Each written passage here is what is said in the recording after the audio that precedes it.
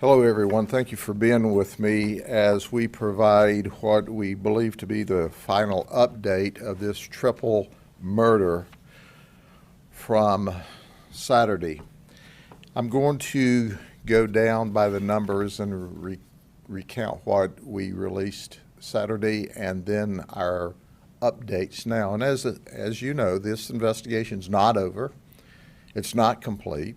So anything that I say is subject to modification or change at a later date. Well, let me just show you the book in photograph. This is the photograph we showed you Saturday. This is his current photograph of Sean Runyon. He's 39 years of age. It's important to start out by telling you that this is a cold-blooded, calculated, violent, murdering beast. He planned in great detail how he was going to murder these three folks that we're going to talk about in just a minute. He was currently out on a $75,000 bond out of Pennsylvania, and listen to these charges that he's out of jail on in Pennsylvania.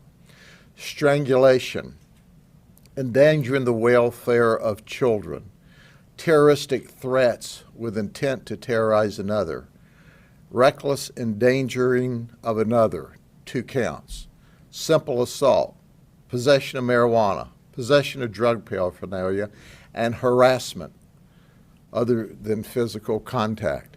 This is all the violent charges he was out of jail on when he did this. So here's how this event all occurred. J&B Electric Company is out of Bethlehem, Pennsylvania. They were contracted to do works for Publix Corporation in Lakeland. Sean, along with the other electricians, was living or staying in a short-term rental in Windsor Resort up in Davenport. Friday morning about 2 a.m., apparently they're working overnight, Sean gets into an argument with his supervisor. Now let me stop there to tell you that I'm going to give you the names of the 3 victims because their family gave us permission to. The 3 victims were electricians. They were wonderful family people, just solid folks. So it's Friday morning, they're at work at the construction site when apparently the supervisor, Kevin Lanzu, L-A-N-U-S-S-E-E, got on to Sean and said he's not working fast enough. Sean punched him, hit him, and fled in the work truck. Now, Sean is the half-brother to the owner of the company. The owner of the company then told him, just come home. Sean went north on highway or Interstate 75 to Cordell, Georgia. Well, he heard an advertisement on the radio at the Broken Arrow Outfitters about a big sale they were having, so he pulled in.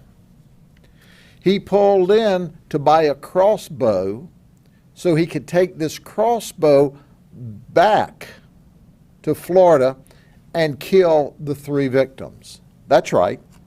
He started on a Friday during the daytime to orchestrate this plan by buying a crossbow in Cordell, Georgia. Then instead of going on to Pennsylvania, where his half-brother and the owner thought he was, he turned around and he came back down 75, parked the company truck at the Tampa airport, and he rented a blue Nissan Versa. Well, what's important about that? Obviously, the company truck has logos all over it. And should he have used the company truck as a getaway vehicle, it wouldn't have been too hard to find it since it was a big white Ford F-450 with a name on the side and clearly indicative of a work truck for electricians. So he had to have him an inconspicuous vehicle. He leased this vehicle, and then he went to a local Target store in Tampa where he bought a baseball bat. Now he's got a baseball bat and he's got a crossbow, and he's putting his plan together. He comes back to the Polk County area and sleeps in the parking lot of a Walmart. We think it might have been just across the county line in the Claremont area.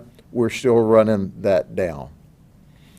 He sleeps Friday night there, and so you see he's had a busy day. He was supposed to be working Friday morning. 2 o'clock he has a fight. He gets in the truck. He goes to Cordell.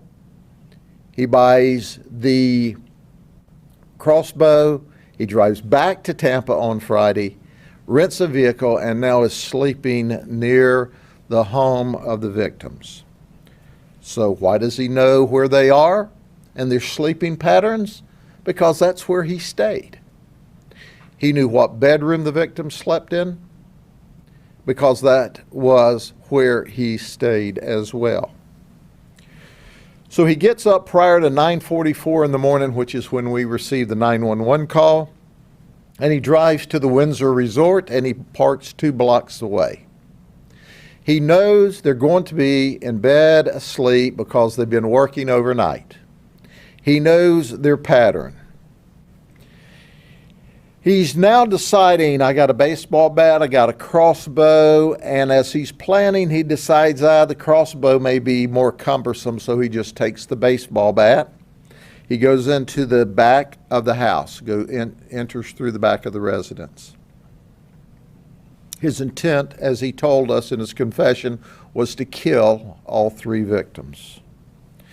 He first went into Kevin Lanussi's bedroom, the supervisor, who was on the bottom floor. It's a 2-bedroom home. And he said, I went in there, Kevin was asleep. And thank God, Kevin never knew what hit him. He immediately, his quote, I went to town on his face with a baseball bat. Kevin never woke up.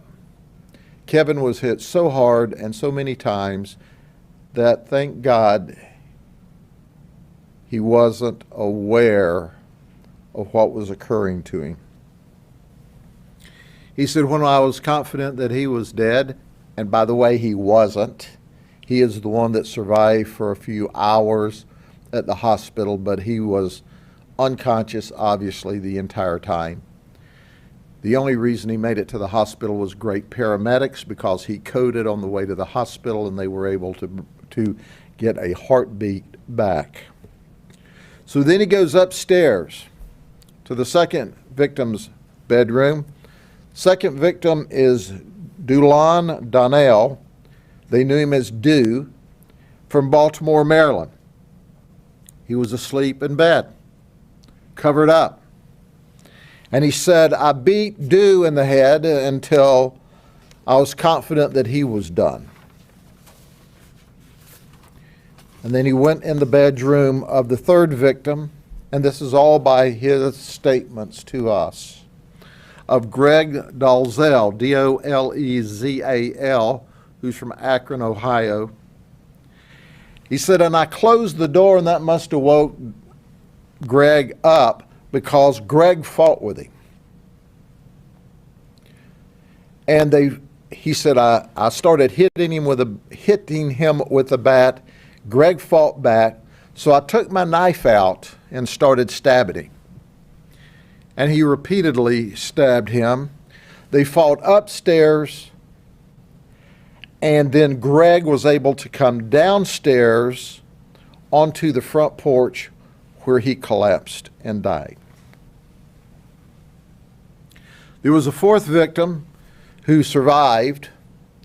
He was struck in the back and the shoulder area but he was struck one time. The suspect, Sean, continued to focus on the 3 people. He never said he wanted to kill the fourth one, but he hit him, I guess, for good measure while he was there. Our suspect then fled from the residence back to his vehicle and ended up on an obscure street in Lake Wales, Florida, talking to an obscure person. Well, we've sorted that out. This obscure person is a Publix employee who we're not going to release his identity. And the Publix employee got to meet him while he was on the construction site, and he was going to do some tile work for this Publix employee. He knew where he lived, and that's how he showed up at his house in Lake Wales. He had blood on him. So the Publix employee said, "What happened?" He said, "Well, I was in a fight." And he says, "And I was raped." And the Publix employee gave him a cloth to help clean up and then said, "You need to go to the hospital." And he did. Thank goodness we have this absolutely wonderful community we live in who understand the community must help. And our person from Lake Wales immediately called 911 to express what occurred and said, "I sent the guy to the hospital." Well, the guy went to the hospital, went to Lake Wales Hospital. And that's where we arrested him and took him into custody. He confessed to us multiple times through the day. He told us he was raped, that those three guys did a train on him, and he hated all three of them. Well, we gave him sexual battery test, and I want to underscore that there is absolutely, unequivocally, zero evidence to confirm what our just outrageous, violent beast of a human being did. What we saw was three electricians, three family men, three folks that were here working and doing a really good job so that they could support their family and their children. What we saw here was three victims, three men, three electricians with children. At least two of the three had children. Dew had a little girl as young as 4 years of age. We also know that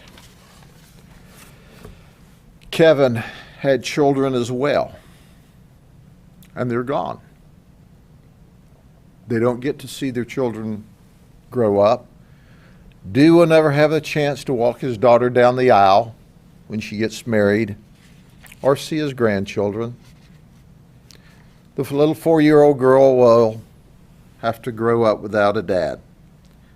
These were good people who traveled across the country to do work, and they were met by this evil, evil person. So at the end of the day, the case is solved.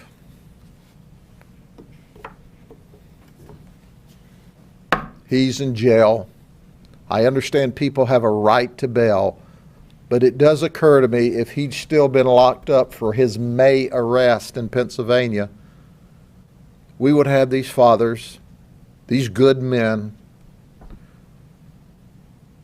alive and working and with their family today. I told you about other victims. There was also a 7-year-old in the house at the time this occurred with her father, who's another one of our witnesses, and his wife. None of them were physically injured. So there were a total of 7 in the house when the attack began. His 3 targets were viciously murdered. They were the focus. That's who he went after. Instead of having time to calm down from his rage when the supervisor chastised him, he only got worse over the next 24 hours to when he actually executed his homicidal plan about 9 a.m. on a Saturday morning. Are there any questions? He seemed like a ticking time bomb to me because he was strangling his significant other back in Pennsylvania. You know, obviously that was never resolved, and it just seems like this is an extension of that uncontrolled anger. What do you say? Obviously, you had an anger management problem. We saw violent acts against his family, people that were very special to him back in May, or allegedly special to him. And we see that he not only fought with and hit his supervisor on the job, but then when the boss, who by the way is his half-brother, says, "Come home," he makes it to Cordell when he goes, they're having a sale here at the Outfielders.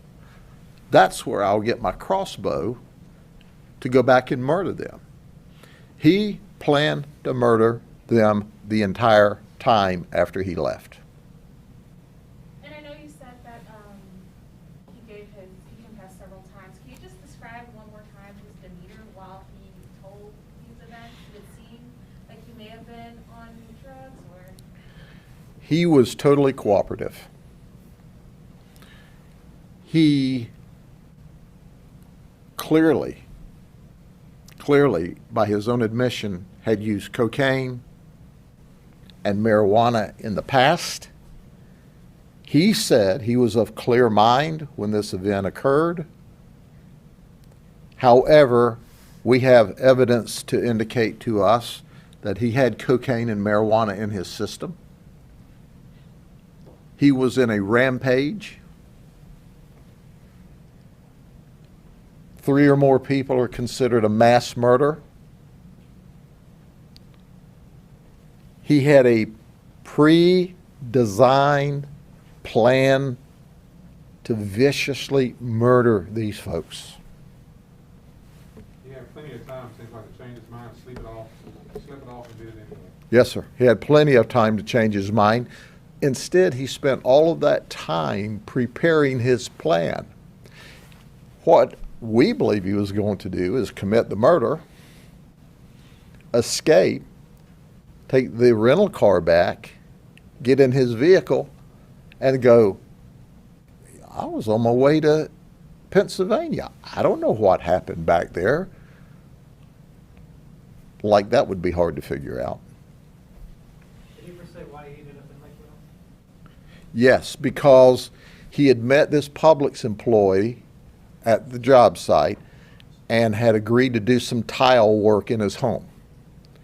So that's why I think he's, on drugs then. I mean, he shows up on Saturday morning unexpected, bloody. He knew where he lived because he was going to do tile work for him. And that's when the Publix employee says, whoa. Oh, and he said that when he said he was raped, he said, they won't do that again. That's as close as he got to a confession to that witness. But at the end of the day, this is bizarre. And my heart goes out to the victims.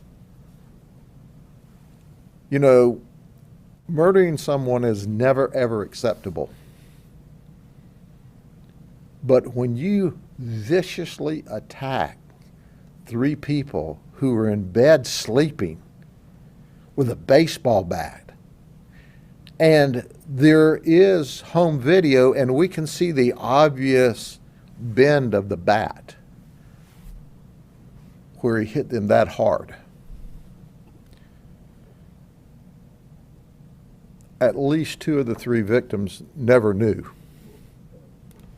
They were hit that hard initially and in repetition that many times. But our 3rd victim fought. He fought for his life. And when he couldn't get the best of our 3rd victim with a baseball bat, he pulled a knife out and started stabbed him and cut him to death.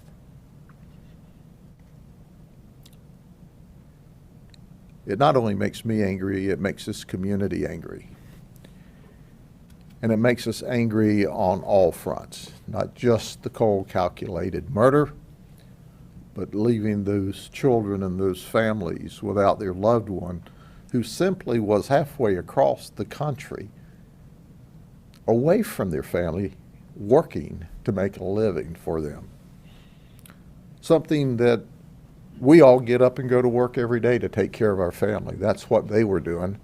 And on Saturday morning, after working at night, he knew they would be vulnerable. He knew they would be asleep. He knew he could take out this vicious attack without opposition because they would be sleeping. And that's what he did. There was a supervisor he got to fight with. Did he say why he targeted the other two people? No, he didn't, other than this fictitious rape story of his, which was his excuse, but you know and I know that just is not correct. Do we know how long they were here before this happened? No, I don't know how long they've been working on the job here, but we do know he, as recently as May, had been arrested up north. Okay? Thank you all very much. That should be, like I said, our last update.